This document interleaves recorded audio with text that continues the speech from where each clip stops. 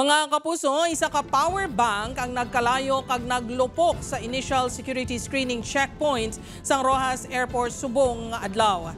Ini ang inanunsyo sa Civil Aviation Authority of the Philippines. Wala man sa nasamaran sunod sa kaap.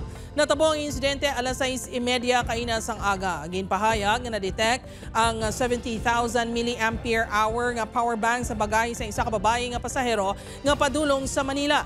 Ini ang naglapaw sa ginapahanugutan nga 160 watt-hour lang nga pwede dalon sa pagsakay sa eroplano.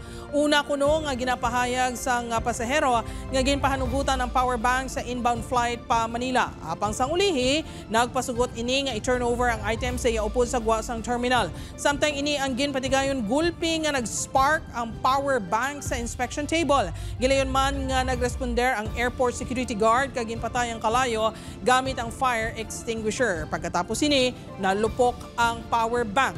Wala ginpahayag sa statement sang kaap kung ano ang nangindisposisyon sini sa pasahero.